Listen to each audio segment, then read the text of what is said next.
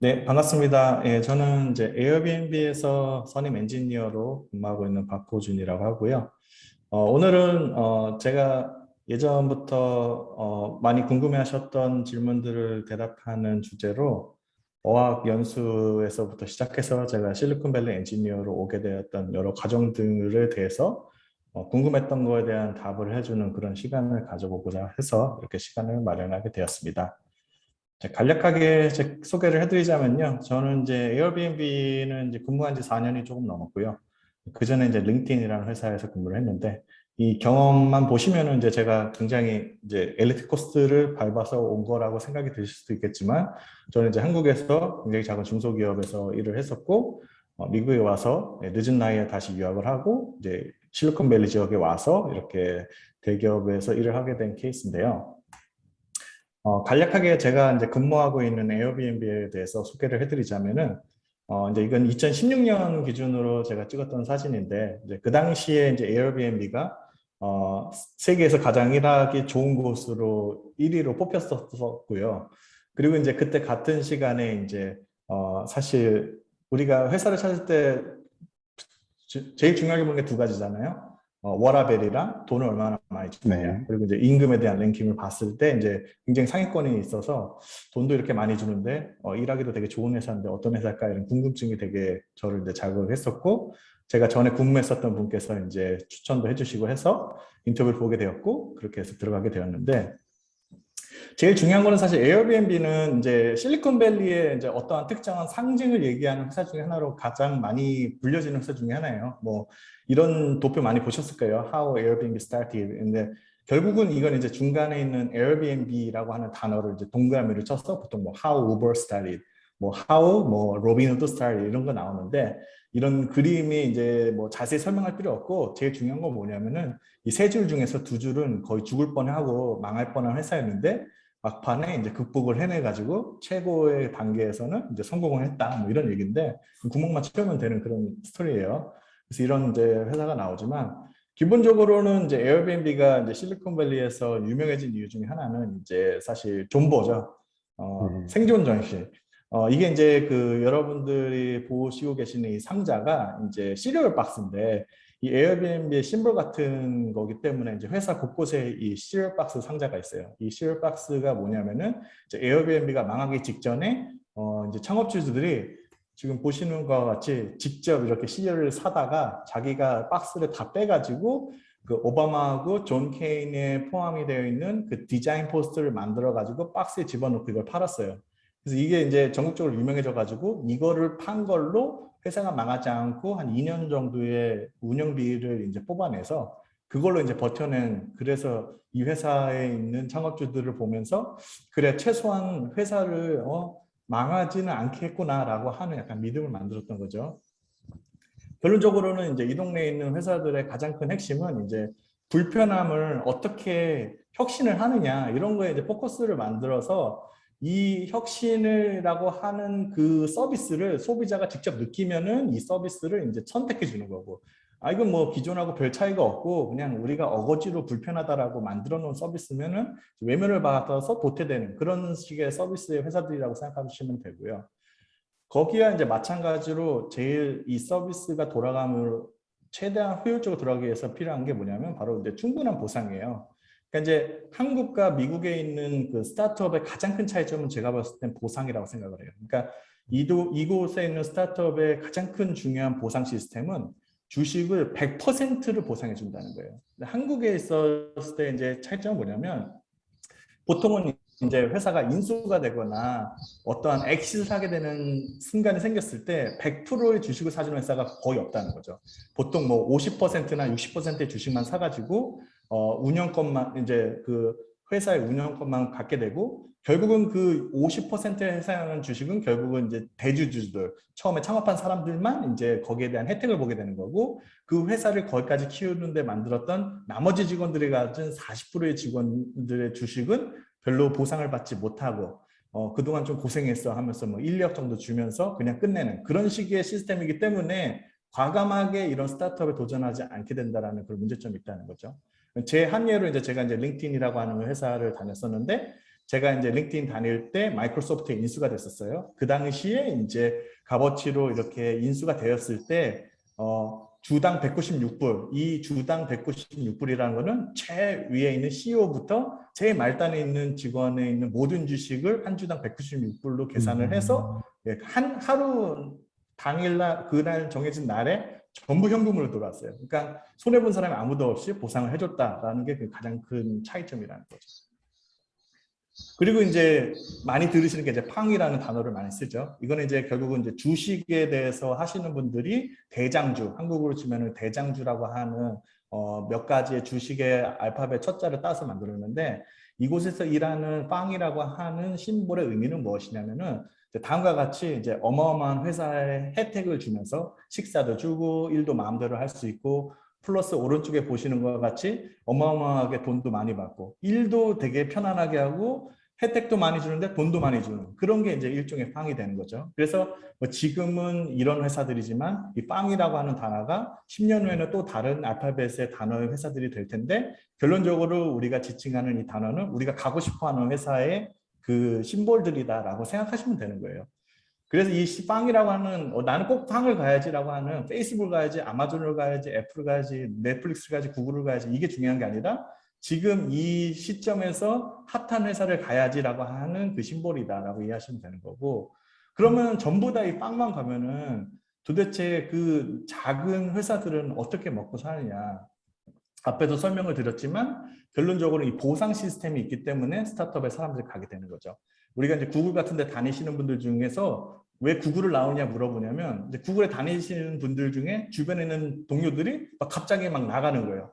나가고 나서 몇 년 후에 봤더니 그 나가서 갔던 회사의 이름이 로빈후드였다, 우버였다, 뭐 에어비앤비였다. 그래가지고 뭐 주식이 갑자기 뭐 10배가 뛰어가지고 뭐 저기 뭐 높은 데에서 뭐 힐이 보이는데 막 몇십억짜리 집을 그냥 사더라, 이런 걸 보면서 아, 나도 지금 계속 구글에 있으면 안 되겠구나, 이런 자극을 주기 때문에 직접 움직이는 거지. 이 동네에 뭐 창업 정신이 뭐 많고 아, 우리가 아이디어가 좋으니까 뭘 해봐야지, 이런 마음으로 시작하는 경우는 거의 드물다는 거죠.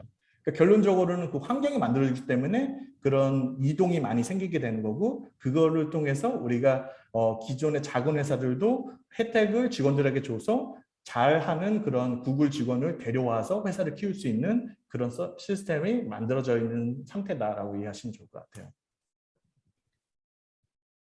그래서 이 대우가 엄청나게 좋습니다. 왜 좋냐 하면은 이제 서로 인재를 뺏어가는 그런 상황이기 때문에 돈을 주지 않으면 데려올 수가 없는 상황이에요. 여기 보시면은 지금 엔트리 레벨 2년도 안 된 그런 직원의 경력을 가진 사람들이 지금 보시는 바와 같이 20만 불 가까운 돈을 받는 사람들이 허다합니다.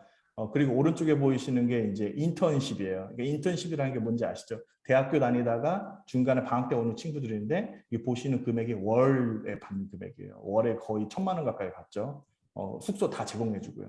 이렇게 주는데도 안 가겠다, 다른 데 더 돈 많이 주는데 가겠다, 이런 사람들이 많으니까 서로 돈을 계속 올려서 매년 지금 엄청 경쟁이 심해져서 오른 거예요. 그러니까 제가 와서 느낀 거는 처음부터 이렇게 심하진 않았는데 몇 년 사이에 지금 엄청나게 이 값어치, 주식에 대한 값어치가 올라가면서 여기 있는 페이가 엄청나게 차이가 나게 올라가게 됐다라는 걸 이해하시면 좋을 것 같고요.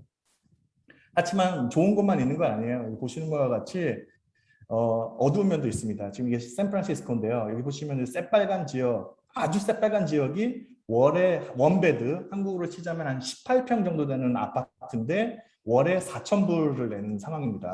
그리고 조금 옅해진 지역으로 가면은 이제 금액이 한 2,500불, 한 250만 원, 300만 원이 되겠죠.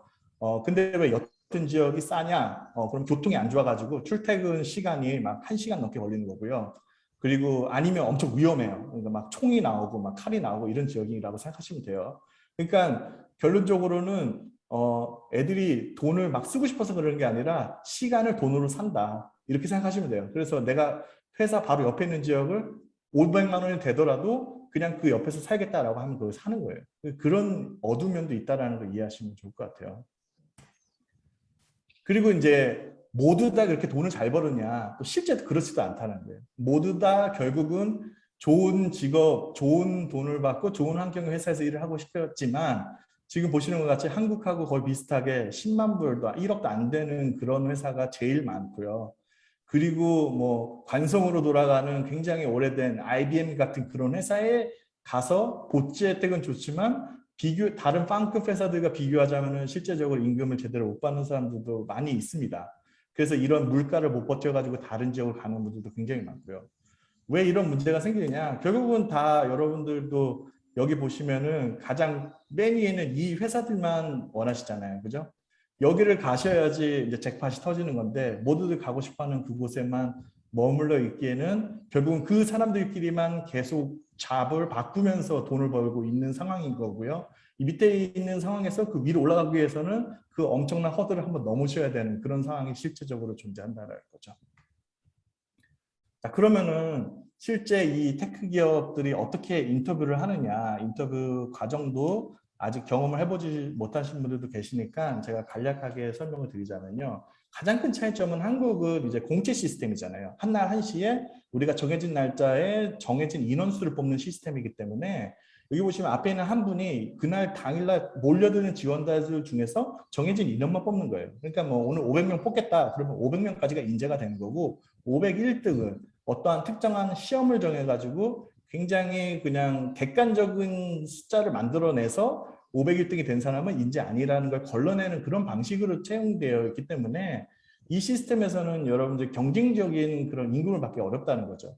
230등이 나는 돈을 더 주지 않으면 여기 일을 안 할 거예요. 그러면 이제 그 사람은 가도 되는 거예요. 왜? 501등이 있으니까. 501등 그때는 다시 인재가 되는 거예요. 이런 시스템에서는 돈을 제대로 된 우리가 그 임금 협상을 하기가 어려운 상황이다. 이렇게 이해하시면 좋을 것 같고요. 그럼 미국 특히 실리콘밸리 지역은 어떤 시스템이냐? 그 여러분들이 이제 그 자본주의 가장 끝판왕이라고 하는 미국의 이제 시스템을 보면은 그 중에 이제 메이저리그 같은 거죠. 이제 메이저리그에서 우리가 사람을 뽑을 때 어떻게 뽑죠? 이제 스카우트를 통해서 그 팀에 맞는 사람을 뽑아오잖아요. 뭐 LA 다저스에서 투수를 뽑는데 자 오늘 자원 투수 뽑아요. 그래서 한날 한시에 사람들 다 불러가지고 공 던져가지고 누가 스트라이크 제일 많이 던져가지고 뽑는 거 아니잖아요. 그죠? 그렇게 되면은 임금 싸게 스트라이크 하나 더 덜 던진 사람으로 뽑으면 되겠죠. 근데 실제로 그렇게 뽑지 않는 이유는 뭐냐면은 결론적으로는 정해진 인원을 가지고 우리가 팀을 운영해야 되는데 지금 마켓에서 제일 잘하는 사람이 누구냐 이걸 찾아가지고 뽑는 시스템이기 때문에 이 사람이 만약에 우리가 데려가지 않으면 다른 팀에 가서 우리의 팀의 경쟁이 되기 때문에 마이너스 2배의 효과가 나기 때문에 이 친구한테 뽑기 위해서 우리가 돈을 투자하는 거지.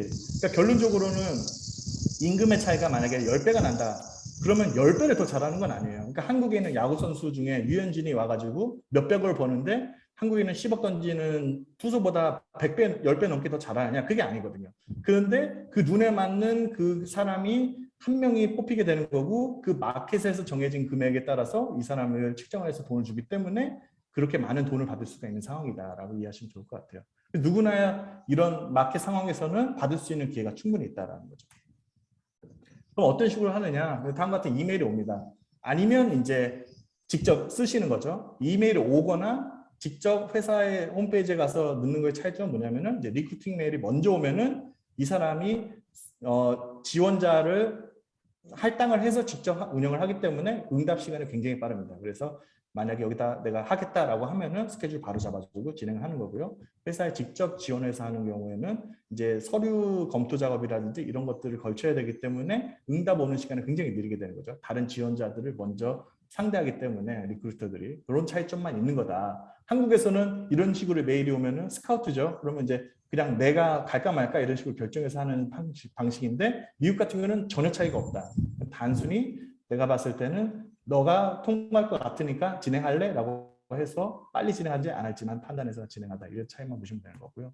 그래서 여기서 예스를 하면 이제 폰 스크린을 합니다. 이제 폰 스크린 같은 경우는 기본적으로 노인 사람을 찾는 거예요. 그러니까 우리가 실제 사람을 뽑을 때는 우리 팀에 맞는 사람을 찾는 건데 폰 스크린은 그런 사람을 찾는 게 아니라 우리가 온사이트라고 하는 인터뷰 과정으로 사람을 데려갈 때 정말 아닌 사람을 데려와 가지고 시간 낭비하지 말자라는 개념이기 때문에 노를 걸러내는 방식이다. 그래서 예를 들면은 구글 출신이다라고 하면은 폰스크린을 하나를 보거나 아예 안 보고 바로 데려올 수도 있는 거고요. 거의 확률적으로 높은 사람이니까요. 아니면은 이제 뭐 모르는 나라에 모르는 출신의 학교에 모르는 출신의 회사 출신이다 이러면 이제 폰스크린이 많아지는 거고요. 그러니까 그런 방식의 차이인 뿐이지 폰스크린은 결론적으로는 그 와서 인터뷰를 통과하는 많은 사람인지 아닌지를 분별하는 과정이다라고 이해하시면 좋을 것 같고요. 그래서 이런 폰스크린 과정을 끝나게 되면은 여러분들이 직접 와서 인터뷰를 볼 수 있는 과정을 회사에서 준비를 해줍니다. 그래서 다음과 같이 인터뷰 스케줄이 오게 되는데 막 완전 아침 일찍부터 시작을 해서 오후 늦게까지 스케줄이 꽉 차서 이렇게 진행하게 됩니다. 이런 식으로 스케줄을 풀로 잡아서 하기 때문에 여러분들이 와서 보는 그런 모든 인터뷰 과정을 회사에서 준비해 줍니다. 뭐 예를 들면 직접 와야 되는 상황, 지금 코로나 상황일 경우에는 이제 온라인을 하기 때문에 이런 걸 하지 않지만 직접 와서 인터뷰를 볼 경우에는 비행기표를 끊어준다든지 와서 있어야 될 호텔을 잡아준다든지 차도 뭐 예약해주고 모든 것들을 여러분들에게 해줍니다. 그런 이유는 와서 최선의 상태로 여러분들 인터뷰를 볼 수 있게 만들어주겠다라고 하는 걸로 이해를 하시면 좋을 것 같아요. 그래서 한국과 차이점은 와서 네가 실수해가지고 감히 우리 회사에 올 사람인지 아닌지 내가 보겠어 이런 마음으로 하는 게 아니라요. 앞에 그런 폰스크린 과정을 통해서 통과한 걸 보니까 네가 우리 팀과 우리 회사에 맞을 것 같은 사람인 것 같은데 지금 와가지고 우리 팀원들과 직접 얘기를 해보면서 직접 네가 할 수 있는 사람인지를 우리가 알아보는 과정이다라고 이해를 하시면 좋을 것 같아요. 그래서 여러분들이 최상의 컨디션으로 내가 제일 잘 할 수 있는 부분이 무엇인지를 어필하는 과정이다. 그런 마음가짐으로 준비하시는 게 제일 좋고요. 보통 이제 시작하는 게 요즘 한국에서도 많이 하는 그 이제 화이트보드 테스트 시작을 하죠. 그래서 이제 뭐 얘기를 해가지고 어떻게 풀 것인지 얘기를 들으면은 이제 화이트보드에다가 그 풀이 과정들을 해서 이걸 어떻게 해결을 할 것인지 이런 것들을 알아보는 과정. 거기서 이제 점점 심화적으로 이럴 경우에는 아니면 메모리를 줄일 때는 어떻게 하냐, 뭐 퍼포먼스를 늘리기 위해서는 어떻게 하냐 이런 식으로 계속 이제 문제 난이도를 조금씩 높여가면서 그거를 해결할 수 있는 능력이 되는지를 이렇게 판단하는 가장 기본적인 제너럴 스킬을 체크하는 그런 과정이라고 생각하시면 좋을 것 같고요. 그 다음 단계가 이제 보통은 이제 대학생이 아니라 경력이 있는 상태에서 오게 되면 이제 시스템 디자인이라고 하는 이런 테스트를 보게 됩니다. 이거 같은 경우는 이제 결론적으로는 직접 회사에 왔을 때 이 동료하게 될 일의 일부 과정이라고 생각하시면 좋을 것 같아요. 단순하게 뭐 여러분들의 정답을 맞추는 사람인지를 보는 게 아니라 뭐 예를 들자면은 지금 네가 페이스북을 창업을 했는데 어떻게 만들 것이냐, 이렇게 만들었는데 사람이 늘어나면 어떻게 할 것이냐, 비용이 늘어나면 어떻게 처리할 것이냐, 동접을 우리가 처리하는데 문제가 되면 어떻게 할 것이냐, 이런 실제 경험을 업무에서 경험을 하면서 얻었던 그런 문제들에 대해서 어떻게 해결했는지 그런 경험을 물어보는 거고요. 그리고 그런 물어보는 그런 과정이 실제 들어와서 업무를 할 때 그 동료하고 직접 하게 되는 그런 과정이기 때문에 이 과정을 통해서 내가 이 친구랑은 앞으로 우리가 만들어야 될 프로덕트를 같이 이렇게 디스커션 하면서 만들어 볼 수 있겠다라고 하는지를 판단할 수 있는 그런 과정이라고 생각해 보시면 될 것 같아요.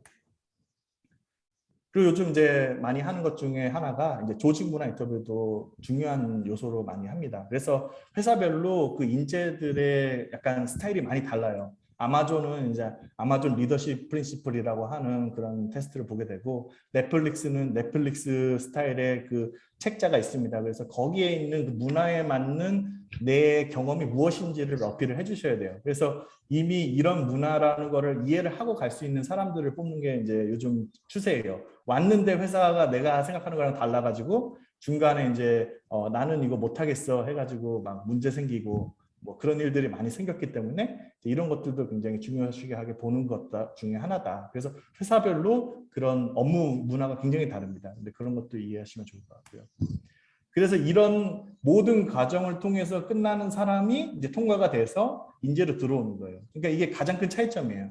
내가 만약에 누구 뽑고 싶다, 매니저가, 그러면 그냥 누굴 데려올 수가 없어요. 이 앞에 과정을 모두 통과한 사람들 내에서 데려다 놓고 일을 시킬 수가 있기 때문에 결론적으로는 이 통과하는 사람들이 그 다음에 이제 갑이 됩니다. 그러니까 여러분들이 인터뷰 보기 전까지는 의뢰 입장이었는데 내가 통과를 하는 순간부터 갑이 되는 거예요. 왜? 내가 보통은 이 회사만 통과되는 게 아니라 구글을 통과하는 사람은 페이스북도 통과하는 경우가 많고 넷플릭스도 통과하고 막 이런 경우가 많겠죠. 그러니까 이제 자, 나 통과했으니까 얼마나 줄 건지 불러봐 이런 식이에요. 그래서 누구든 더 주는데 내가 가겠어. 이런 식으로 해서 서로 이제 리크루터들이 경쟁을 해서 내가 갈 만한 회사가 어딘지를 어필을 하게 되는 거고, 거기서 여러분들이 원하는 곳을 선택해서 갈 수 있는 그런 굉장히 좋은 조건을 만들어주는 게 바로 이 실리콘밸리의 현재 상황입니다. 그렇기 때문에 연봉 협상이 가능한 거예요. 그러니까 서로 데려가겠다라고 하는 의지가 있어야지 하는 거지. 너 저는 그런 식으로 돈 너무 밝히면은 난 뽑을 생각이 없어라고 하는 모든 회사들이 그런 마인드를 가지고 있다. 그러면은 여러분들 절대 연봉 협상을 할 수가 없어요. 그런데 서로 지금 데려가겠다라고 하는 그런 급한 마음들이 있기 때문에 지금 연봉 협상을 해도 무조건 데려다 돈을 더 주고 데려올 수 있는 말씀밖에 없는 상황이 된 거다라고 이해하시면 될 것 같아요. 결론적으로는 이제 인재를 경쟁회사에 뺏기지 않기 위해서 돈을 많이 투자한다는 거죠. 그런 의미로 충분한 대우를 주는 거다.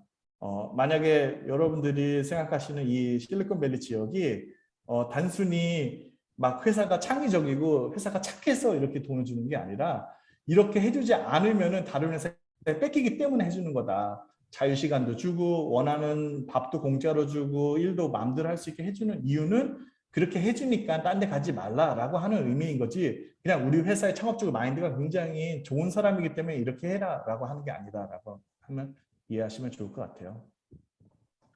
그래서 지금 보시는 것 같이 임금이 계속해서 서로 연봉 협상을 하면서 여기서 받았던 걸 가지고 몇 년 후에 또 다른 데다가 또 이직을 하고 이런 상황이기 때문에 어마어마하게 금액이 올랐습니다. 그래서 지금 보시는 것과 같이 네, 엔트리 레벨은 20만 불대가 되고 그 다음 레벨로 올라갈 때마다 10만 불 이상씩 올라가는 상황이에요. 그러니까 막 L6까지 가면은 이제 막 60만 불, 70만 불도 받는 그런 게 실제 상황인 거죠.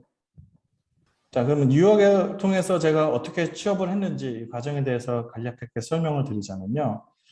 먼저 알고 계셔야 될 것 중에 하나가 이제 유학생 아니면 이제 미국에 있는 취업을 꿈꾸실 때의 미래는 보통 되게 긍정적으로 시작을 많이 하시잖아요. 그런 외국인들 사이에 있는 내가 거기에 사이에 있는 그런 상황이 되겠죠. 근데 실제적으로는 저 빼고 다 어울리고 나만 외톨이인 상황인 경우가 많습니다. 이 상황을 못 버티고 결국은 이제 귀국하는 사람들도 많고 보통은 한 3주 정도까지는 독하게 마음 먹고 한국 사람하고는 말도 안 건다 이런 식으로 시작하거든요. 근데 이제 3주쯤 됐을 때 부모님하고 한번 통화를 하면은 그 순간에 이제 마음 딱 무너지면서 다시 한국 사람 찾으면서 이제 이렇게 기존에 있었던 한국에서 지냈던 거와 비슷하게 형 동생하고 술도 마시면서 그래 참 미국 와서 고생한다 막 이러면서 마음 막 위로하고 이러면서 방황을 하게 되는 거죠. 방황하다 보면은 다시 한국에 계신 부모님 생각이 납니다. 그래도 내가 이러려고 온 게 아닌데 그럼 어떻게 하죠? 이제 보통 한국 사람들 족보를 찾아요. 지금 이 상황에서 점수를 잘 받는 방법을 찾아야 되기 때문에 기존에 있었던 시험 문제들 아니면 학점을 어떻게든 잘 받아가지고 학점이라도 잘 받아가면은 그래도 내가 성공한 거다라고 생각을 하지만 결론적으로는 학점을 아무리 잘 받아도 취업은 되지 않아요. 지금 외국인들도 실제 학교를 졸업하고는 취업이 안 되는 상황이거든요. 그럼 결국은 귀국을 해서 어떤 대우를 받느냐? 왜 미국에서 취업도 안 해가지고 여기 왔냐? 이러면서 오히려 역차별을 받게 되는 거죠. 굉장히 서럽습니다. 이런 상황이. 이런 상황을 알고 오셔야 되는 게 제일 중요하다. 결론적으로는 성공률이 3%도 되지 않습니다. 이 성공률이라는 거는 취업이 되는 거를 3%를 얘기하는 거예요.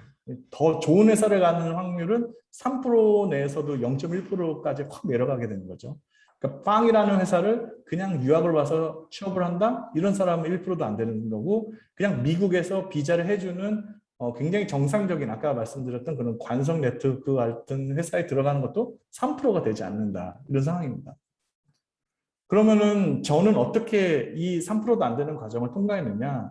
저는 이제 학부 때 그런 학점을 잘 주는 과목보다 제가 이제 하고 싶었던 거를 많이 했어요. 그러니까 제가 사실 한국에 있을 때 갑자기 학교를 그만 때려치고 중소기업에서 일을 했었고 그러다 보니까 그 당시에는 이제 웹 퍼블리셔 같은 그런 웹 개발, 데이터베이스 개발이라고 해서 그런 웹페이지만 만드는 작업들을 하다 보니까 실제 그 회사에서 서비스하고 있는 그런 게임을 만드는 실제 프로그래머 같은 그런 멋있는 분들의 일을 진짜 해보고 싶었어요. 그래서 제가 그런 프로그램 중에서도 이런 게임을 만드는 과목들을 직접 찾아서 들었고요.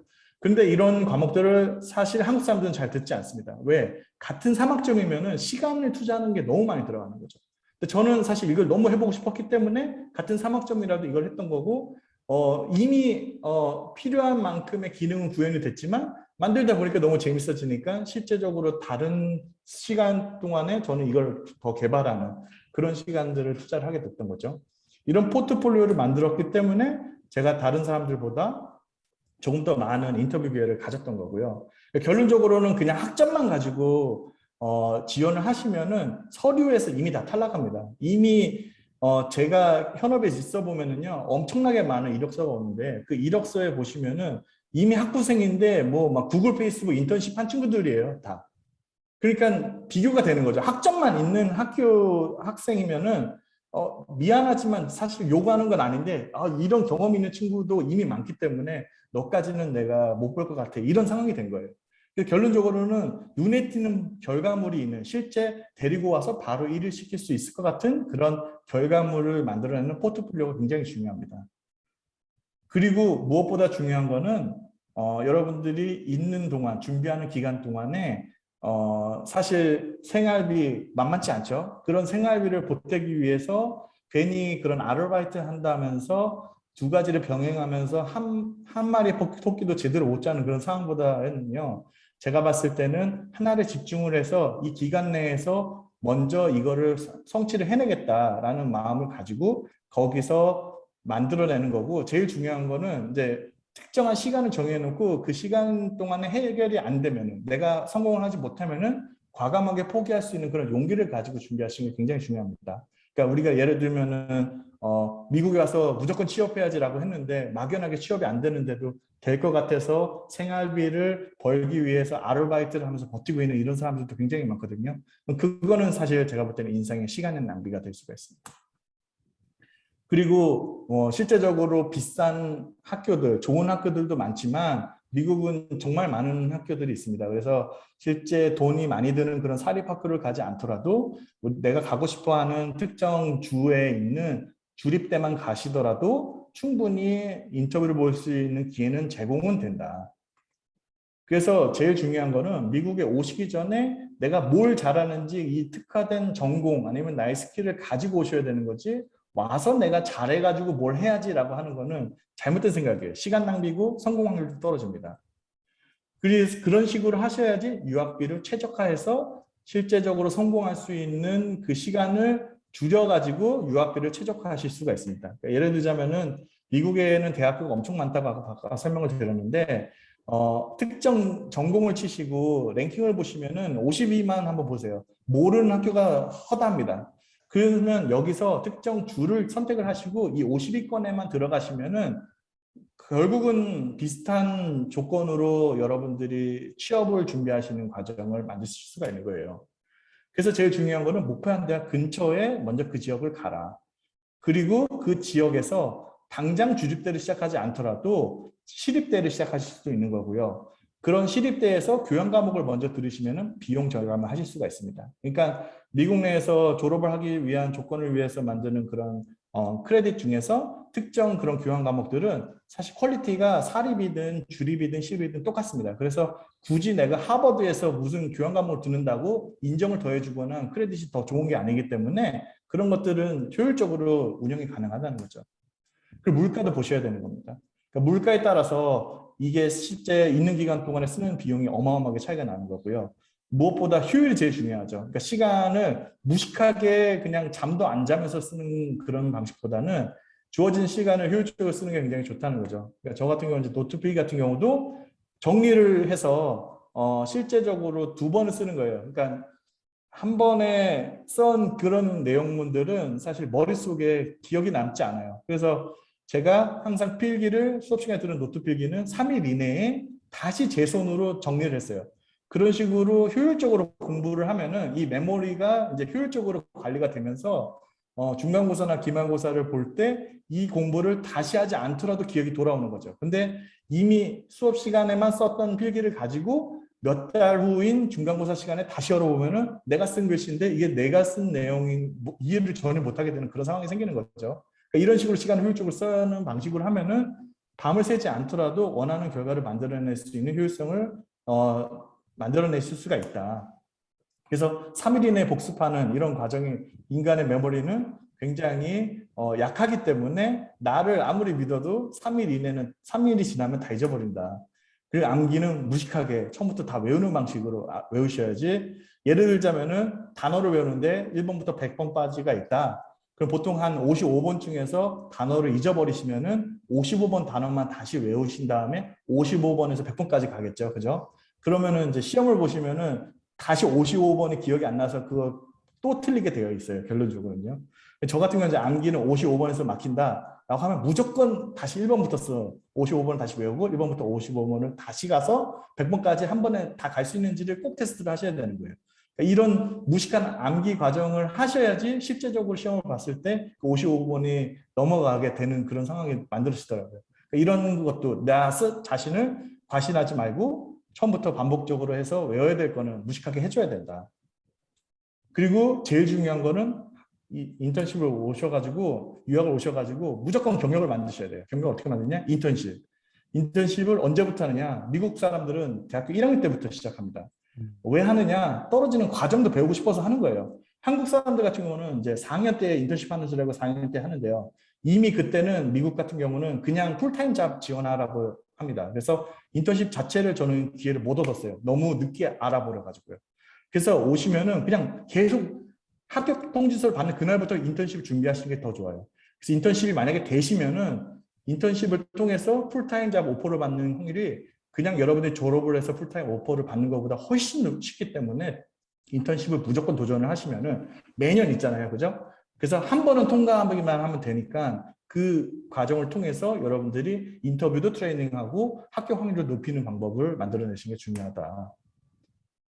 그리고 꼭 가상 면접을 해보십시오. 그러니까 그냥 내가 단순히 속으로만 생각하는 거랑 친구랑 그냥 같이 그냥 단순하게라도 물어보고 답하는 그런 과정을 하는 거랑 안 하는 거랑 사실 천지 차이기 때문에 굳이 누가 뭐 프로페셔널 면접관이 아니더라도 친구에게 이걸 물어봐 주는 걸 부탁을 해서 본인이 대답하는 그런 연습하는 과정을 꼭 해보셔라. 그러면 그 과정에서 내가 실수하거나 어떠한 개선 사항을 이렇게 찾아보셔서 실제 면접 때 좀 더 자연스럽게 할 수 있는 그런 과정을 만드실 수가 있을 거예요. 근데 제일 중요한 거는요. 결론적으로는 우리가 이걸 왜 하는지를 본인 스스로에게 질문을 꼭 하셔야 돼요. 그러니까 단순히 돈을 잘 번다, 요즘 이게 핫하다, 여기 가면은 내가 워라밸도 챙길 수 있다, 이런 게 아니라 남들을 의식하시지 마시고 내가 이거를 꼭 하고 싶어 하는지를 꼭 물어보셔라 라고 제가 꼭 말씀을 드려요. 왜 우리가 뭐 예전에는 의대 가겠다라고 막 모두들 쫓아서 갔잖아요. 그죠? 근데 요즘은 어때요? 의대를 가더라도 실제적으로는 이제 월급 의사가 되는 거죠. 창업해서 자기가 병원을 하더라도 거기서 돈 벌기 굉장히 어려운 상황이죠. 병원이 너무 많아졌으니까 의대생들이 넘쳐나죠. 그래서 제일 중요한 거는 우리가 막 밤새서 미드 보거나 이런 경험이 있잖아요. 그죠? 만약에 그런 경험이 없다면 이제 밤새서 게임하거나 저는 그런 경험이 있거든요. 우리가 그걸 밤새서 왜 그걸 했느냐? 지금 그 다음 순간이 너무 궁금하고 내가 그걸 했을 때 너무 행복한 상황이기 때문에 그래요. 지금 게임을 하는데 막 엄청 좋은 아이템이 떨어졌는데 잘 수가 없죠. 지금 한 바퀴만 더 돌면은 막 전설이 또 떨어질 것 같은데 컴퓨터 끌 수가 없는 상황이 되는 거잖아요. 그러니까 그런 잠잘 시간이 아까워서 밤새 뭐뭐 해봤던 그 경험을 해보시는 게 중요하고 그 경험에 맞는 그 동그라미의 다른 주제를 찾아서 해보시는 게 제일 중요하다. 그게 만약에 코딩이고 프로그래밍이면은 해볼 만하다.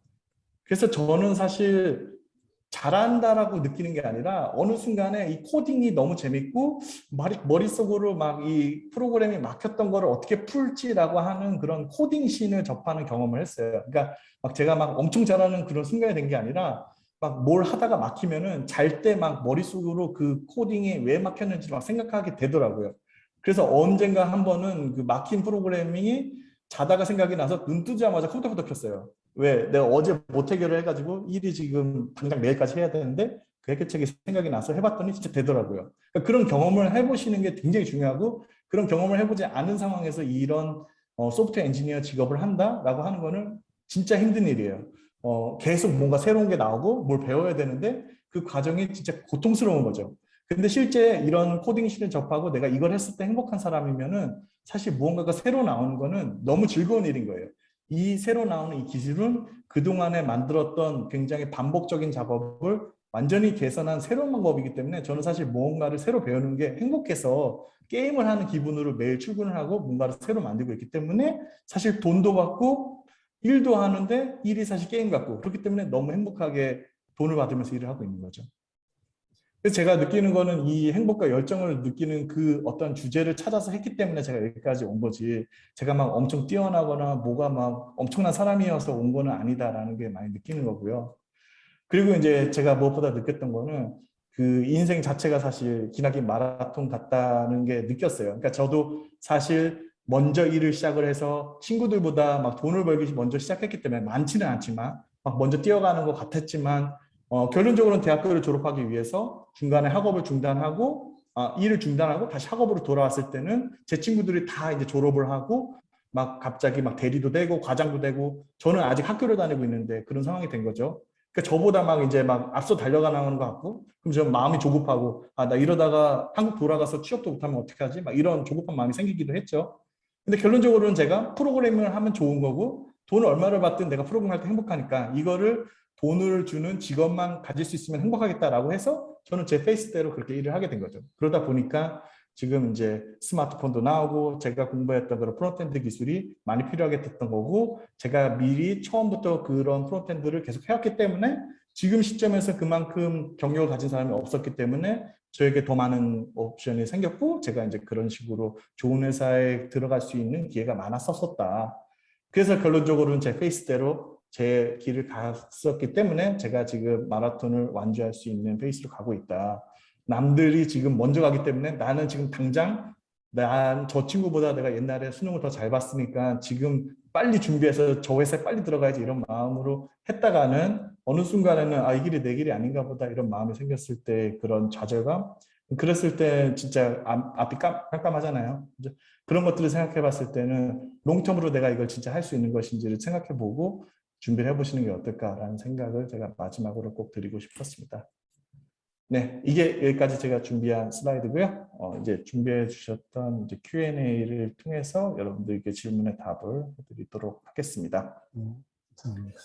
자, 먼저 제가 이미 질문을 받았던 것들이 있는데 그걸 질문하시기 전에 한 분이 채팅창에서 제가 아까 닫기 전에 봤는데 에어비앤비가 코로나 상황에서 안 좋지 않았었냐 이런 얘기를 하셨는데 굉장히 안 좋았습니다. 25% 잘렸죠. 그러니까 거의 직원 4분의 1, 그러니까 4명 중에 1명은 그냥 갔어요. 저희 주변에 계셨던 같은 한국 분들도 굉장히 많이 잘렸고요. 저는 운이 좋게 잘리지는 않았지만 원치 않은 일도 했었어야 됐어요. 이제 코로나 상황에 맞춰서 서비스를 만들어야 되는 상황이었던 거고요. 그래서 사실 에어비앤비가 막 그런 바퀴벌레 같은 생존력이다 이런 얘기를 했지만 이번에는 이제 에어비앤비가 끝났다라고 얘기를 했었죠.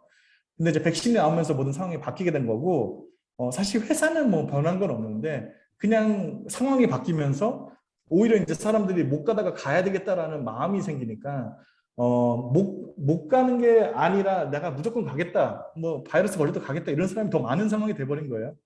그래서 사실 저희도 막 못 믿을 정도로 갑자기 막 예약 건수가 엄청나게 늘어나게 되고 그러다 보니까 이제 IPO에서 뭐 엄청나게 높은 값어치를 받게 된 거죠. 저희 회사 값어치가 막 반토막도 넘게 떨어지기도 했었어요. 근데 갑자기 늘어났고, 그러니까 갑자기 상황이 뭐 굉장히 좋은 상황이 돼버린 거죠. 근데 그런 거를 느끼면서 일을 하게 됐는데 되게 특이한 상황인 거죠. 예전에는 CEO에 대해서 굉장히 불평도 많았지만 결론적으로는 상황이 만들어주니까 뭐 지금은 야 돈 많이 벌었으니까 뭐 일하는 거 뭐 어때 이런 거 그냥 시키는 거 그냥 하자 이런 마인드도 좀 있는 거고요.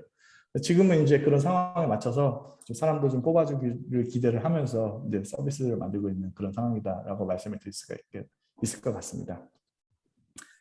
제가 이미 받아놓은 질문들에 대해서 답을 해드릴 예정인데요.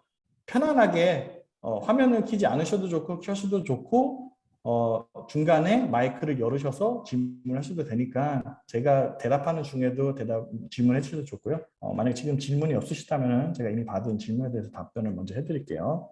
자, 먼저 접수된 순서대로 보자면은 재직 중에 이것을 많이 배웠다 하는 것은 무엇인가요? 이렇게 말씀을 해주셨는데 굉장히 좋은 질문이면서 어려운 질문인데 많이 배웠다라고 하는 거는 사실 저는 기술적인 거에 대한 거라기보다는 어떤 트렌드를 많이 배웠다고 느꼈어요. 그러니까 지금 무엇을 배웠을 때 이 마켓에서 나를 값어치를 올려줄 수 있는 것이 무엇인가를 동료들을 통해서 많이 배웠어요.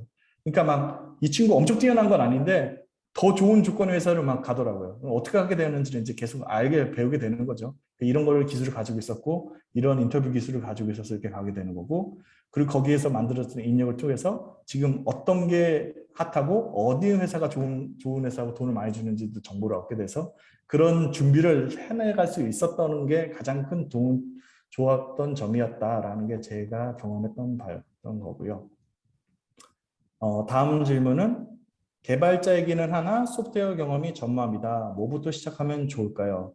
자, 이거는 되게 막연한데 제가 아까도 설명을 드렸지만 자, 소프트웨어 경험이 전무하시다면은 직접 무언가를 만들어보는 경험을 해보셔야 돼요. 처음부터 끝까지. 뭐 가장 쉬운 방법은 이제 클론 코딩이라고 해서 뭐 기존에 있었던 서비스를 따라서 만드는 그런 유튜브 동영상도 되게 많죠. 그냥 따라서 만드시면 되는데 거기서 끝나시면 안 됩니다. 그 만든 과정을 끝나고 난 이후에 다른 트렌디한 기술들, 그런 트렌디한 기술들을 어디서 배우느냐? 이제 보통은 이제 컨퍼런스라든지 이런 것들을 통해서 각 매해에 이제 트렌디한 것들을 알려줍니다. 이제 그런 기술들 중에서 내한테 꽂히거나 이런 것들을 많이 적용하는 내가 가보고 싶어하는 회사들이 대부분 쓰는 기술이다라고 느껴지시면은 기존에 클론했던 그런 프로젝트를 그 기술을 통해서 한번 바꿔보는 그런 경험을 직접 해보시는 거고요. 그 과정에서 성능이 좋아졌는지 코드의 양이 줄어들었는지 그런 경험들을 꼭 노트로 남기시는 게 되게 중요합니다. 그런 경험을 어필을 하셔야지 인터뷰 기회가 많아지는 거예요.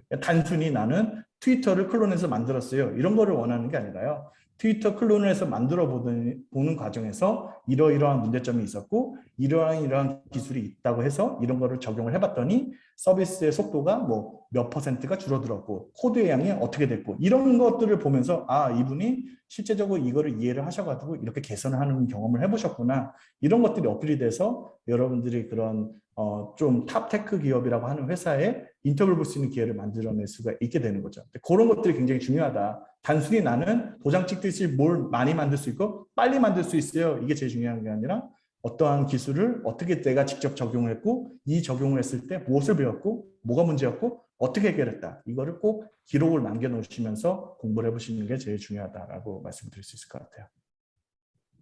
자, 그 다음은 제너럴 소프트웨어 엔지니어랑 도메인 익스퍼트, 그러니까 도메인 날리지가 어떤 게 더 중요한지 이런 것들에 대해서 질문을 해주셨는데 저는 이제 기본적으로 저는 이제 되게 운이 좋게 대부분의 도메인 날리지의 프로젝트를 해봤어요. 그러니까 페이먼트도 해봤고 요즘 이제 핫하다고 하는 데이터 쪽도 이미 해봤고요. 뭐 AR도 해봤고 뭐 AI 쪽도 해봤고 지금은 뭐 챗봇도 하고 있고 막 이런 것들을 하고 있는데 포인트는 뭐냐면은 이제 도메인 익스피리언스는 있으면 좋습니다. 있으면 좋은데 꼭 있지는 않아도 상관은 없어요.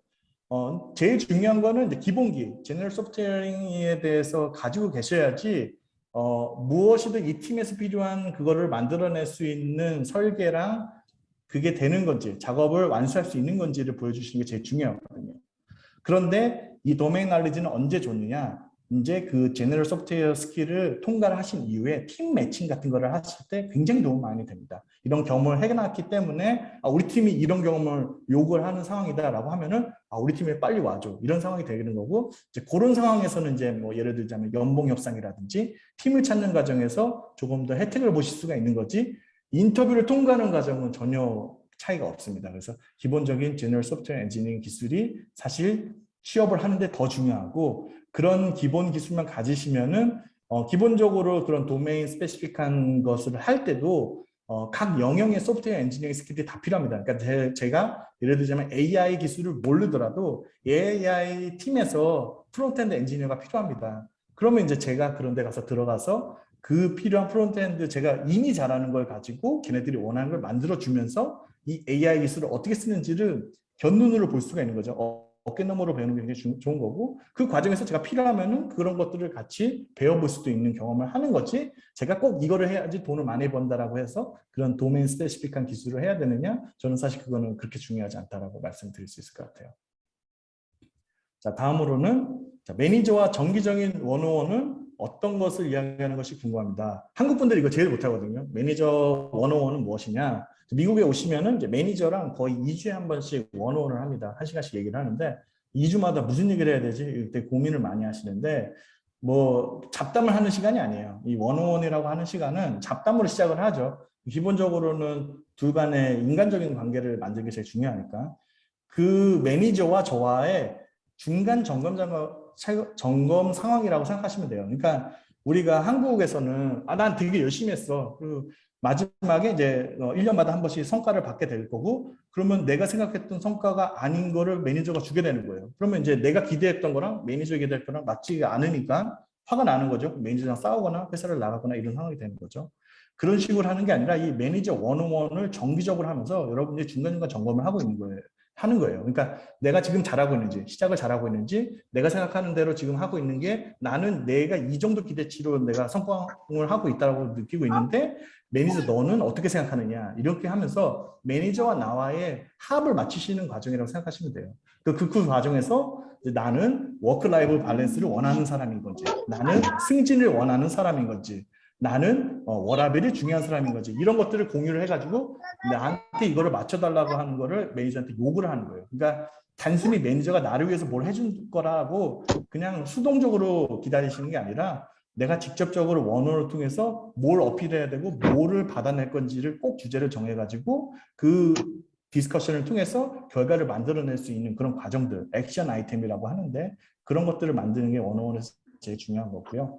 그래서 사실 실리콘밸리 기업에서 중요한 거는 회사 타이틀도 회사도 중요하지만 결론적으로는 여러분들이 직접 일하는 사람은 매니저입니다. 그러니까 아무리 구글 할아버지에서 일을 하셔도 매니저가 개떡 같으면은 회사 가는 게 지옥 같아요. 진짜 막 듣도 보도 못한 회사인데 내가 매니저하고 합이 좋으면은 이게 일하는 게 너무 좋기 때문에 그 회사에서 계속 일을 하실 수가 있는 거예요. 그러니까 그게 많지 않으면은 다른 내가 맞는 매니저를 찾으셔서 근무할 곳을 찾아가셔야 돼요. 그러니까 단순하게 내가 기다려서 어떠한 좋은 환경이 만들어질 거라고 생각을 하시고 수동적으로 생각하시면 안 되고 나는 기대치가 이거다. 나는 예를 들면은 요번에 성과를 냈으니까 내가 연봉을 더 올려주길 내년에 더 올려주길 바란다. 이런 걸 숨기지 마시고 어필을 하시는 게 되게 중요합니다. 그러면은 이제 매니저 입장에서는 너가 이런 거를 완성을 했으니까 이렇게 해주면은 올라갈 것 같다. 아니면 안 올라갈 것 같다. 네가 지금 아직까지는 내 기대치가 이거가 안 맞는다. 이런 것들을 합을 맞추셔야 되는 거예요. 안 맞으면 맞는 매니저를 찾으시는 게 제일 중요하고 그런 과정이 바로 원어원 과정에서 꼭 하셔야 될 내용이다. 라고 이해하시면 좋을 것 같아요. 자, 다음으로 마지막으로 이제 올라온 질문인데요. 인테그레이션 엔지니어의 직업 전망은 어떻게 생각하시나요? 라고 물어보셨는데 저는 이런 종속적인 직업은 전망이 좋지 않다고 말씀을 많이 드리는 편이에요. 그러니까 한계가 있어요. 그러니까 기본적으로 여러분들의 임금을 많이 올리시려면은 모든 회사가 다 찾는 직종에서 일을 하시고 모든 회사가 찾는 그런 스킬셋을 가는 게 되게 중요합니다. 근데 이 인티그레이션이라고 하는 거는 특정 기술의 특정 환경을 어떠한 서비스 클라이언트에 맞춰서 이렇게 변환하는 그런 작업들을 하는 건데 그게 그 서비스가 바뀌게 되면은 또 새로운 걸 배우셔야 되는 거고 그렇기 때문에 그걸 필요로 하는 회사는 특정 회사에 한정적이다. 그렇기 때문에 이 회사들은 그 기술셋에 대해서 투자를 그렇게 많이 하지는 않습니다. 이미 있는 사람들이 다른 데 갈 데도 없기 때문에 계속 있을 거라는 걸 알기 때문에 투자를 하지 않는 거죠. 그런 상황이기 때문에 저는 사실 전망을 좋게 보지 않고 가능하시다면은 시작 단계 엔트리 레벨이더라도 소프트웨어 엔지니어링 롤을 들어가셔가지고 차근차근 제가 기본적인 제너럴 소프트웨어 엔지니어 스킬을 올리시는 게 더 중요하다라고 말씀을 드릴 수가 있을 것 같아요. 그런데 인테그레이션 엔지니어링 작업이 나한테 되게 잘 맞고 이게 너무 좋다. 그리고 그게 퍼포먼스가 잘 난다라고 하면은 그건 계속 하시는 것도 저는 추천드려요. 그러니까 그냥 막연히 이거는 전망이 안 좋기 때문에 난 이걸 하지 말아야지 이런 게 아니라 나랑 합이 맞는 직업은 전망이랑 상관없이 하시는 거예요. 전망은 어떻게 될지 모르는 거예요. 저는 그냥 일반적인 의견, 수요와 공급의 법칙에서 이어진 일반적인 의견을 알려주는 거고 그 전망이 어느 순간 또 어떻게 바뀔지는 모르는 겁니다. 제가 처음 시작했을 때 프론트엔드 엔지니어링이라는 스킬은 굉장히 돈을 못 받는 직업이었고 지금은 프론트엔드 엔지니어를 잘하는 사람을 찾기가 어렵기 때문에 웬만한 백엔드 엔지니어보다 돈을 더 많이 받습니다. 그런 상황이에요. 근데 그런 스킬을 가지고 있어야 되는 거고, 그래서 제가 그 전망을 보고 시작한 건 아니고, 저는 그런 프론트엔드 화면에서 움직이는 그런 거를 개발하는 거에 흥미가 있었기 때문에 그걸 좋아서 했던 거고, 그게 전망이 운이 좋게 맞아가지고 제가 시대의 혜택을 보고 있는 거다라고 말씀을 드릴 수가 있어요. 그래서 그 제가 좋으면은 그거를 그냥 하시라. 전망을 좀 물어보셨으니까 상황은 그렇게 좋지는 않다라고 말씀드릴 수 있을 것 같아요. 자, 그럼 여기까지가 제가 받은 질문이고요. 채팅창에 또 하나 올라온 내용을 말씀을 드릴게요. 자, 미국인들은 코로나의 위험이 심각하지 않다는 민심인가요? 코로나 전과 현재 가장 큰 차이는 뭔가요? 예, 맞습니다. 위험이 심각하지 않다고 느끼고 있어요. 무엇보다 첫 번째로는 백신을 대부분 맞았고요. 그래서 걸려도 뭐 죽지는 않을 거다라고 하는 그런 뭔가의 확신 같은 게 있어서 그냥 저도 그러면 안 되겠지만 그런 게 있어서 그냥 나갑니다. 저도 백신 2차까지 다 맞았기 때문에 그냥 다니고 있는 상황인 거고요. 그래서 국가가 강제적으로 막는 거는 이제 더 이상 안 돼요. 그전에는 죽을 수도 있다라고 하는, 내가 내 할아버지를 죽일 수도 있다라는 그런 무서움 때문에 참아줬던 거고, 지금은 막을 수가 없는 상황이 된 거죠. 그 코로나 전과 현재 가장 큰 차이점은 무엇이냐? 사람들이 이제 더 이상 못 참아가지고 보복 소비를 하고 있어요. 그래서 무언가는 쓰고 싶은 거죠. 물건을 계속 샀어요. 그래서 아마존이 엄청나게 올랐죠, 주식이. 근데 이제 물건 사는 것도 이제 지겨 죽은 상황이 되는 거예요. 이제 밖을 나가는 거예요. 그럼 밖을 나가는데 못 나가게 하는 곳은 안 가는 거고, 내가 무조건 나갈 수 있는 곳은 나가겠다라고 해서 지금 국내 여행이 엄청나게 많이 이루어지고 있는 거고, 유럽은 유럽 내에서 이렇게 찾아가지고 지금 여행을 다니고 있는 그런 상황입니다. 그게 이제 가장 큰 차이점이다라고 말씀드릴 수 있을 것 같아요.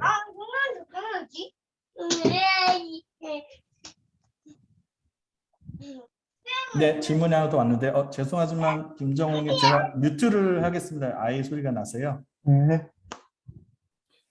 네, 질문이 또 왔습니다. 어떤 회사의 인터널 레퍼런스로 지원하는 것과 정말 링크드인에서 처음부터 시작하는 지원자를 비교했을 때 혜택이라면 인터뷰 프로세스적으로 차이가 어느 정도 되나요? 예, 정말 차이가 없습니다. 차이는 그 진행하는 속도의 차이일 뿐이에요. 그러니까 링크드인으로 지원을 하시고 내가 먼저 지원을 하면은 답이 오는 그 차이기 때문에 그 차이가 나게 되는 거고요. 기본적인 그 인터뷰 프로세스는 똑같습니다. 거기에 어떠한 선입견 아니면 편견을 전혀 갖지 않고 시작을 하는 거고요. 왜 그러냐? 일단 그걸 하지 말라고 회사에서도 하고요. 두 번째로는 인터뷰어들이 시간이 없어요. 그냥 저도 그냥 일을 하다가 깜빡 잊고 있는데 10분 전에 이제 칼렌더 알람이 와요. 그럼 그냥 모르는 채 그냥 들어가서 그냥 인터뷰 문제 하나 찾아가지고 그냥 보는 거예요. 그래서 내가 굉장히 일할 때 진짜 잘한다고 하는 사람이 추천한 사람이라는 상황 자체도 모르고 시작하는 거예요. 그래서 아무런 편견도 없이 진행을 하기 때문에 어떻게 보는 어드밴티지가 하나도 없다. 그런데 어드밴티지는 언제 있느냐? 통과를 하시고 난 다음에 팀 찾으실 때는 너가 그 사람이 레퍼런 친구야? 우리 팀에 안 올래? 내가 듣기로 너 되게 잘한다고 들었어. 라고 해서 팀 찾을 때는 굉장히 많은 혜택이 있습니다. 그런 차이가 있다. 도메인 난리지와 비슷한 케이스라고 보시면 좋을 것 같아요. 네, 질문 편안하게 계속 주셔도 좋습니다. 네, 제이종님 더 질문해 주셔도 좋습니다. 쓰시는 중이라고 했고요. 혹시 쓰는 게 불편하시는 분은 마이크 켜시고 말씀하셔도 좋습니다.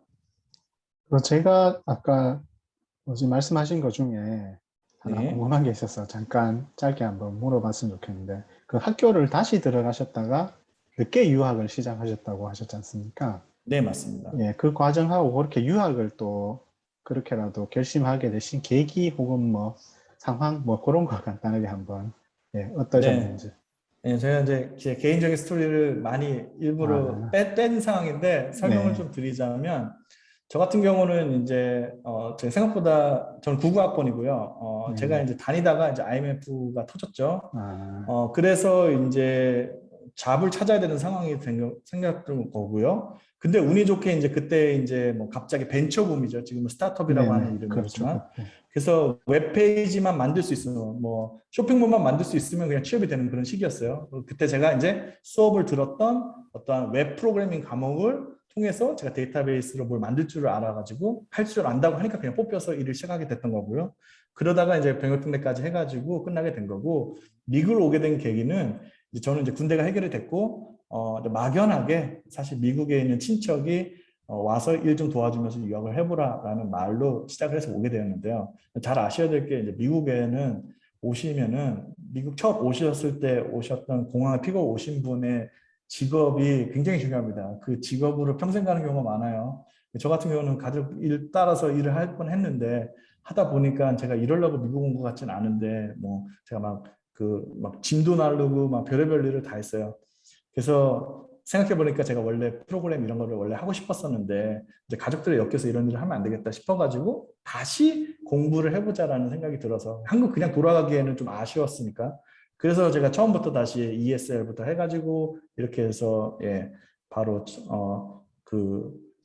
트랜스퍼를 통해서 이제 다시 학부를 들어가게 됐던 거고요. 그래서 학부를 졸업하는 시점에서는 다행히 한국에서 있었던 경험이 이 친구는 졸업을 했는데 직장 경력이 있네. 이래서 인터뷰 기회가 좀 더 많았던 거고요. 그래서 저는 사실 레벨이 되게 나이가 많았을 때 늦기 시작했지만 조금 미국 시스템은 연차로 계산하는 게 아니라 내가 있는 이제 퍼포먼스 리뷰랑 내가 할 수 있는 그런 능력을 통해서 승진을 하기 때문에 승진을 좀 빠르게 해가지고 이제 제 나이에 맞는 레벨을 좀 뒤늦게 찾은 케이스이기 때문에 그렇게 해서 지금 맞는 레벨에서 일을 하고 있는 상황이 되었습니다.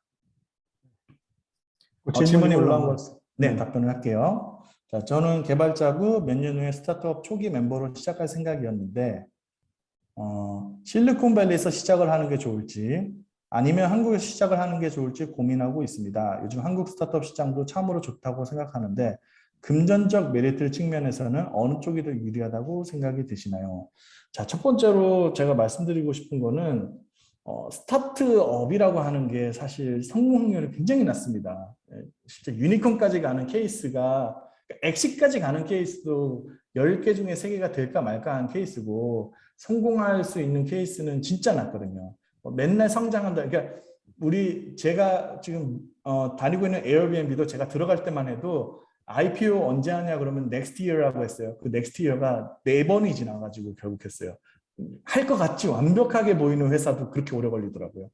그러니까 확실하지 않아요. 그러니까 근데 이걸 내가 왜 해야 되느냐? 이건 굉장히 중요한 걸 질문인데 이거를 했을 때 뭔가 좀 혁신적으로 내가 뭘 만드는 거에 좀 뭔가 쾌감을 느낄 수 있고 성취감이 있을 것 같다라면 하는 게 제일 중요한 거고요. 금전적으로는 당연히 미국 스타트업이 혜택은 더 큽니다. 아무래도 시장이 더 크고 미국 시장을 일단 잡으면은 유럽까지 그냥 먹기 때문에 한 번에 그냥 글로벌 기업으로 크는 그런 좋은 기회가 있는 거죠. 근데 또 다 여기서 하고 있기 때문에 미국 스타트업 중에서 성공할 확률 굉장히 낮은 거죠. 그런 부분도 좀 감안을 하셔야 되는 거고 그리고 언어적인 게 조금 당연히 있습니다. 그러니까 스타트업을 시작하신다라고 하는 거는 어떤 특정 롤만 하시는 게 아니라 기본적으로 여러 가지를 다 하실 수가 있어야 돼요. 그래서 언어적인 장벽이 조금 문제가 되실 수도 있어요. 회사에서 요구하는 게 사실 멀티 플레이어가 되기를 바라는 부분도 있기 때문에 그렇죠. 그래서 저라면은 일단은 정말 스타트업이라고 하는 경험을 통해서 무언가 아이디어를 만들어 보시는 그런 것들의 성취감을 해보시고 싶으시면은 굳이 미국이 아니라 한국에서도 트라이 해볼 수 있는 좋은 기회가 많다. 한국에서도 유니콘 기업이 지금 많이 되고 있는 케이스가 있으니까요.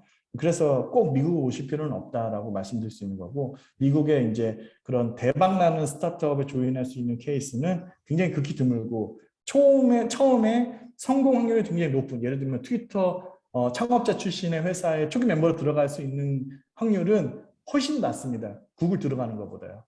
왜냐하면 이미 자기네들이 같이 일했던 친구들하고만 시작하고 눈높이가 이미 높아서 그렇고요.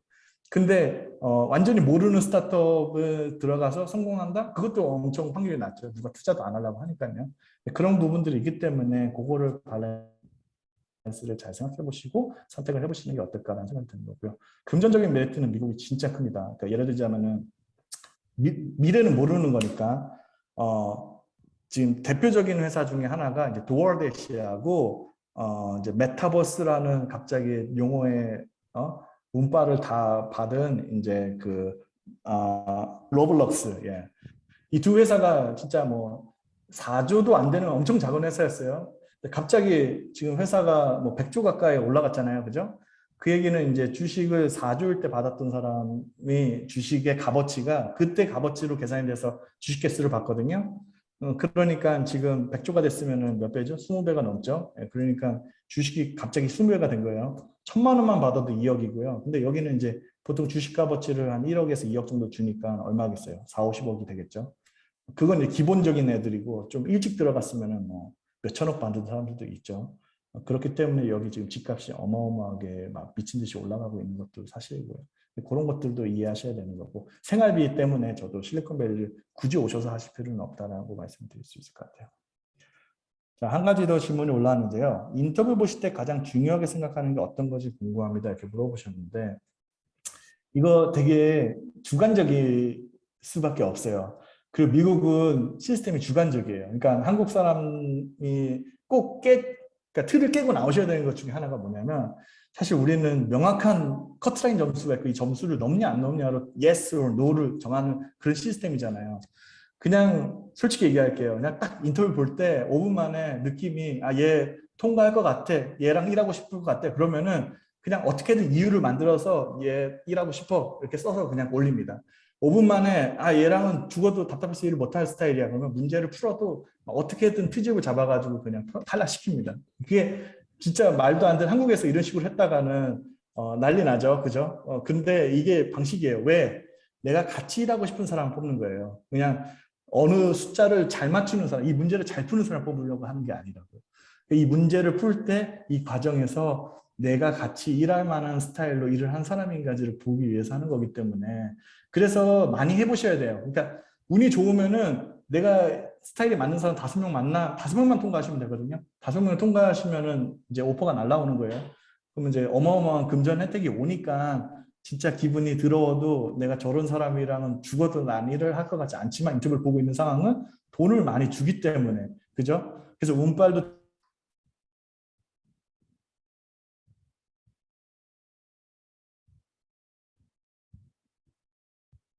인터뷰를 풀 때 그런 트렌디한 키워드로 뭔가를 하시면은 그걸 느껴요. 저도 그거를 하는 친구한테 눈이 더 가요. 이거 나도 이거 트렌드에서 요즘 하고 있었는데 이 친구도 이거 좋아해서 이런 식으로 하고 있구나. 그러면 이제 더 호감이 가는 거죠. 그래서 트렌디한 기술을 아시는 게 되게 중요하다라고 말씀드리는 거예요. 이제 그런 거 이렇게 말씀드릴 수 있을 것 같아요. 자, 에어비앤비 상장 후에도 상장한 메리트가 얻으셨을 텐데 스탁 상승이 어느 정도 드문 케이스인지 궁금합니다라고 하는데 이거 진짜 드문 몇 개 안 됩니다. 그러니까 1년에 이런 10x, 100x 되는 회사는 10개 안 돼요. 근데 그런 케이스가 되려면은 내가 들어가기 전에는 그렇게 값어치가 없었는데 내가 있는 동안에 갑자기 올라야 돼요. 이미 오른 다음에 들어가면 늦는 거죠. 그죠? 그런 이벤트가 한번 발생을 해줘야 되는데 그게 굉장히 어려운 거죠. 그죠? 그러니까 미래는 아무도 알 수 없으니까 그래도 지금 뭐 요즘 핫하다고 하는 그런 스타트업에 내 주변에 있는 친구들이 많이 가거든요. 그러니까 굳이 여기도 돈을 많이 주는데 왜 지금 가지? 이런 이제 퀘스천이 내 스스로에게 생기게 되는 거고 그러다 보면 이제 관심이 가고 이제 결국은 친구를 잘 만나서 길 잘 따라가는 게 제일 중요한 건데 제가 볼 땐 중국 애들이 그쪽 돈 냄새 진짜 잘 맡아요. 그래서 중국 애들이 막 몰려서 가면은 사실 거기가 이제 대박 나는 케이스가 되게 많고 참 웃기죠.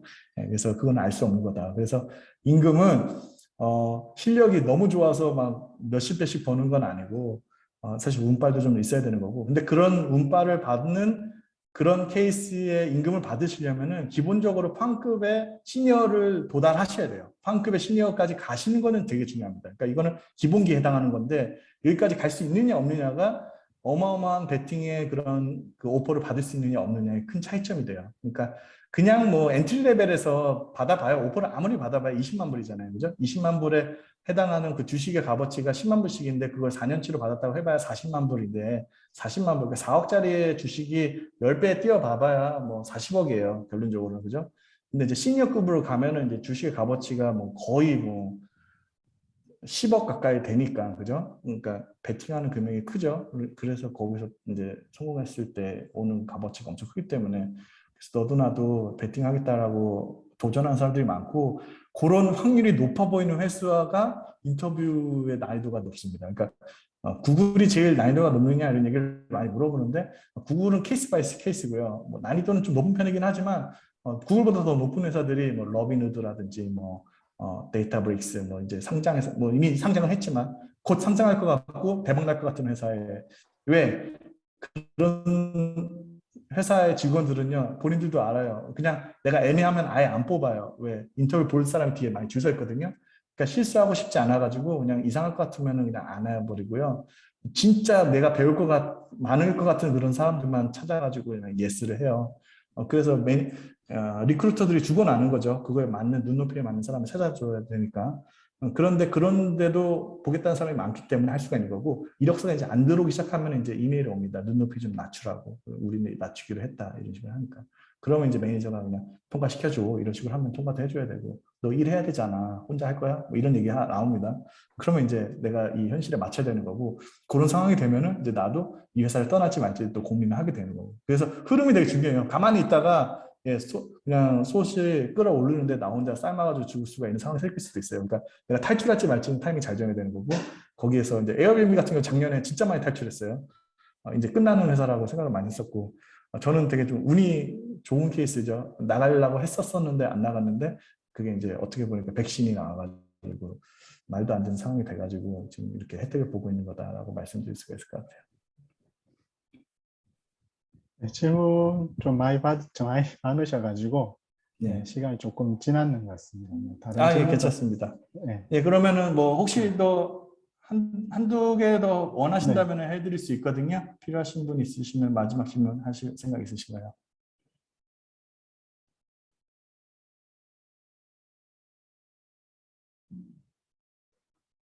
1분 정도만 기다려 드릴게요. 네.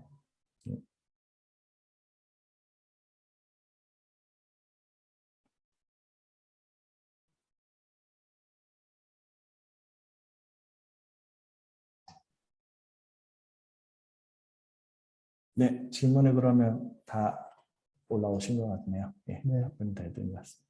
네, 그러면은 오늘 토요일 또 한국은 휴가 시즌인 것 같은데 오전 일찍에 이렇게 참여해 주신 분들에게 감사의 말씀드리고요. 네. 도전해 주시다 보면은 저같이 이렇게 케이스로 성공이라기보다는 아, 운이 좋은 죄송한데 케이스. 질문 예, 하나만 해드릴까요? 예, 예. 아, 저는 네. 카카오톡 클라이언트 개발자인데요. 네, 저희 같은 경우는 클라이언트의 어떤 기능을 추가할 때 네, 보통 저희가 기능 조직으로 나눠져 있어가지고, 네, 뭐, 클라이언트 iOS 담당자, 네, 안드로이드 네, 담당자, 또 네, 서버, 기획, 디자인 이런 식으로 A라는 기능에 대해서 이렇게 각각의 원래 조직이 있고 A라는 기능을 만든다고 하면은 그 담당자들이 모여서 일종의 네, TF 형태로 일을 진행하는 편이거든요. 네. 혹시 에어비앤비에서는 어떤 식으로 돼 있는지 좀 궁금해서요. 네, 저희는 이제 한 팀에 그러니까 프로덕트 팀이 있고 인프라 팀이 있고 그 다음에 이제 호리젠털 팀이라 그래가지고 각 팀을 도와주는 그런 팀이 그 스킬셋으로 모아져 있는 팀이 따로 있는데 기본적으로 프로덕트 팀은 그 각각의 클라이언트 엔지니어가 같이 있습니다. 그러니까 이 팀에 이미 기본적으로 저희 팀에는 이제 안드로이드 개발자, iOS 개발자, 웹 개발자, 백엔드 엔지니어 다 데이터 사이언티스트까지 다 같이 있는 그런 하나의 작은 사이즈 스타트업 같이 이렇게 있는 거고요. 그 PM이 일종의 저희 CEO처럼 뭘 기능을 만들지를 계속 가져오고 저희도 그 아이디어를 내서 그걸 만들어서 가는 그런 과정으로 이렇게 구성되어 있는 시스템이 되어 있고 이제 어떤 회사들은 이제 아까 설명을 드렸던 카카오처럼 안드로이드 개발자, 뭐 iOS 개발자 따로 있고 TFT처럼 이렇게 모아가지고 그 프로젝트에 맞춰서 이렇게 진행하는 그런 케이스도 있고 저도 실제로 그렇게 하는 경우도 있습니다. 그러니까 특정 어떠한 프로덕트나 프로젝트를 진행을 했는데 그 팀은 사실 백엔드밖에 없는 팀이었고 이게 이제 필요하다라고 이제 판단이 들면은 이제 위에 레벨에서 이제 얘기가 돼서 이제 착출이 돼가지고 이렇게 프로젝트 형식으로 이렇게 그 프로젝트 기간 동안만 가가지고 작업을 하는 케이스도 있습니다. 근데 그런 것들은 그런 차이가 있고요. 그래도 그렇게 유닛으로 나눠 있어도 기술 트렌디나 이런 것들을 계속해서 할 수 있는 이유 중에 하나는 저희는 이제 기본적으로 프론트엔드 엔지니어 그룹이 따로 또 있어요. 그래서 제가 그 프로덕트 팀에 있더라도 프론트엔드 엔지니어의 액티비티를 계속 참여할 수가 있고 제가 기술적으로 뭘 했는지를 같이 공유하고 이런 것들을 해서 이제 그런 것들을 키울 수 있는 기회들을 만들어주고 있고요. 다른 회사들도 그런 탑테크 회사들은 그런 것들을 만들어가지고 자기가 되어 있다라는 느낌을 안 들게 만들고 그걸 많이 해요. 그런 것들이 고려다라는 느낌이 들면은 그걸 또 이제 매니저랑 얘기해서 그걸 해결할 수 있는 방법을 찾는 것도 되게 중요하다고 생각이 듭니다. 제가 사실 대답이 원어원 질문을 되었는지 혹시? 드렸던 사람인데요. 네, 네, 원어원 질문을 드렸던 이유가 저희 같은 이제 말씀하신 게 이제 목적, 저희는 이제 목적 조직, 기능 조직으로 이렇게 구분을 하는데 네, 지금 에어비앤비에서 발표자님이 있는 곳은 저희가 말하는 이제 목적 조직인데 맞습니다. 저희 기능 조직 같은 경우에 이제 원어원을 할 때 예를 들면 iOS 개발팀에서 진행하는 프로젝트가 이미 수십 가지가 있는 거거든요. 네, 그럼 매니저랑 이제 그 팀원들 입장에서 원어원 할 때 매니저가 사실 그 수십 가지 프로젝트를 다 제대로 알지를 못해가지고 네, 원어원 할 때 사실상 거의 주관 보고 형태가 되는 그런 음, 느낌이 많이 들어서 그래서 이 네네. 원어원 자체가 약간 애매하지 않나 이런 기능 조직에서는 그런 생각이 그래도 기능 자주 드는데 조직이더라도 제가 어떤 부분인지 캐치가 된 것 같아요. 그러니까 그거는 사실 원어원의 어떻게 보면은 그 실제 목적을 이탈했다. 근데 뭐 한국 스타일에서는 원어원을 어떻게 운영하는지 좀 차이가 있으니까 제가 뭐 이게 정답이다라고 말씀을 드릴 수는 없는데 이 실리콘밸리에서 원어원은 매니저가 이거를 쓰는 거죠. 그러니까 매니저가 갖고 있는 인사권을 가지고 이 팀에 정해져 있는 이 목표치를 어떻게 만들 것이냐를 매니저가 이제 드라이브를 하는 거예요. 그래서 이제 그런 것들 아까 말씀드렸던 그 업무 보고 이런 것들은 사실 스탠드업이나 이런 걸 통해서 충분히 할 수가 있는 거죠. 그래서 그런 것들을 안 하려고 하는 거고 기본적으로 원하는 목적치를 만들기 위해서 내가 이 팀원에게 어떤 당근이나 채찍을 줄 것인지를 판단을 해서 하는 거고 그런데 이 매니저가 조심해야 되는 이유 중에 하나는 뭐냐면 여기는 이직률이 엄청 높거든요. 그러니까 그것도 판단을 잘 하셔야 돼요. 그러니까 내가 진짜 일 못하는 것 같아가지고 얘를 채찍질을 해서 어떻게든 일을 시키려고 하는데 얘가 황당하게 또 더 좋은 회사에 이직을 하고 가요. 그러니까 그런 일들이 수다하기 때문에 이 매니저는 맘대로 예단하고 이 친구를 어떻게 할 수가 없는 거예요. 그러니까 이 친구는 또 이 친구에 맞는 다른 팀이 있거나 다른 회사가 있을 수도 있기 때문에 그렇게 못하게 되는 환경을 만들어주기 때문에 매니저가 그런 주간 업무, 네가 뭘 잘하고 있는지 중간 체크업하는 그런 과정이 아니라 얘가 생각하고 있는 어떠한 목표치나 이런 마음을 내가 만족시켜 주는 거. 그리고 그거를 다 알 수가 없죠. 그죠? 당연히 모르겠죠. 그래서 이 매니저는 기본적으로는 셀프 그런 스스로 일을 찾아서 할 수 있는 사람에게 당근을 주거나 그 사람을 어떻게 효율적으로 운영해서 이 팀을 만들어 나갈지 본인 스스로 판단하는 경우가 많아요. 그러니까 그건 정권이에요. 여기서는 그런 걸 정권으로 줘요. 그러니까 네가 야간 근무를 시키든 말든 그거는 신경 쓰지 않아요. 그런데 그걸로 팀에 있는 직원들의 이탈률이 높아져서 그 성과를 못 만들면은 그 매니저는 일을 못하는 사람인 거예요. 근데 그 매니저를 믿고 야간 근무를 하고 업무를 과도하게 해서 만들어낸다라고 하면은 회사 입장에서는 don't care. 그리고 그 사람한테 뭔가 당근을 주는 거죠. 그런데 그 매니저는 그 멤버 중에 한 명이 무슨 일이 생겨서 없어지잖아요. 그럼 그 팀에 맞는 사람 찾기가 너무 어려운 거예요. 이미 소문이 다 났어요. 저기 야근해야 되고 일을 많이 해야 되는 거니까. 그러니까 그런 환경 자체가 만들어준 밸런스를 통해서 이 매니저가 그런 거를 맞춰가는 거지 이미 그런 걸 맞추지 않더라도 내가 시키는 대로 할 직원들이 많다라고 하면은 사실 원원의 의미가 없는 거죠. 결국은 이제 매니저가 원하는 거를 매니저가 중간중간 체크업하기 위해서 정보를 얻으려고 하는 그런 과정이 되는 거죠. 네, 네, 그럼 저희가 여기까지 하는 것으로 하고요. 질문 네, 여기까지 해드리고 하고. 긴 시간 강의해 주셔서 감사드립니다. 네, 네, 그럼 마치고 또 따로 감사했습니다. 연락드리겠습니다. 감사합니다. 네, 안녕히 계세요.